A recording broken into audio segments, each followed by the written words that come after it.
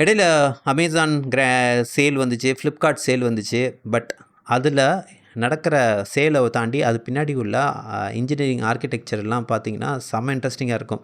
ரொம்ப சிம்பிளா சொல்லப் போறேன். ஃபார் எக்ஸாம்பிள் ஏதோ ஒரு ஃபோனோட சேல் நடக்குது வச்சுக்கங்களேன். இந்த ஒரு ஃபார் எக்ஸாம்பிள் ஒரு ஐஃபோனில ஒரு சீரிஸ் வந்து ரொம்ப கம்மியான ரேட் போட்டிருக்காங்கன்னா, அதுக்கு தான் ஹெவியான டிராஃபிக் வரும். மத்த எல்லா பொருளோட அதுக்கு டிராஃபிக் ஹெவியா வரும். ஸோ அப்ப என்னன்னா, அதுக்கான டேட்டா எங்க இருக்கோ, அந்த டேட்டா வந்து அதோட டெம்பரேச்சர்ம்பாங்க. ஓகே. ஸோ அப்ப வந்து அதில அடிக்கடி அந்த டேட்டா ஹிட் ஆகாம அத ஒரு கேஷ் லேயருக்கு மூவ் பண்ணிருவாங்க. மூவ் பண்ணிட்டா ஃபாஸ்ட்டாவும் சேவ் பண்ண முடியும். இதோட ஹெவி ரீடையும் கம்மி பண்ண முடியும். எதெல்லாம் கோல்டு டேட்டா இருக்கும், அதுக்கெல்லாம் வந்து கேஷிங் பண்ணணும்னு அவசியம் இல்ல. இது மாரி ஒரு என்ன சொல்றது, ஒரு சேல் நடக்கிறப்ப ஒரு பல விஷயங்கள் இன்ஜினியரிங் லெவல்ல நெறையா பண்ணுவாங்க. அப்ப தான் அதனால ஹேண்டில் பண்ண முடியும் டிராஃபிக்க. ஸோ இந்த மாரி ஹெவியா சேல் ஆகுறதெல்லாம் எப்படி வந்து வேற கேஷிங் லேயருக்கு மூவ் பண்றது, இதெல்லாம் வந்து செம்ம இன்ட்ரெஸ்டிங்கா இருக்கும். இதெல்லாம் எடுத்து படிங்க. எப்படி இது பிஹைண்ட் தி ஸ்க்ரீன் எப்படி நடக்குது, இந்த மாரி ஈவெண்ட்ஸ்க்குலாம் அவங்க எப்படி ப்ரிப்பேர் பண்றாங்க என்விரான்மெண்ட்ட.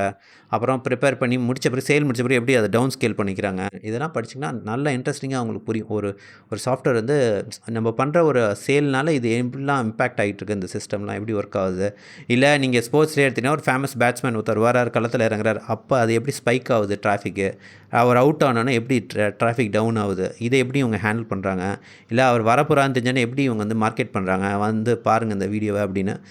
இதெல்லாம் வந்து அவுட் அப்பார்ட் ஃப்ரம் கோடிங் நெறைய விஷயங்கள் நல்லா கத்துக்கலாம் நீங்க.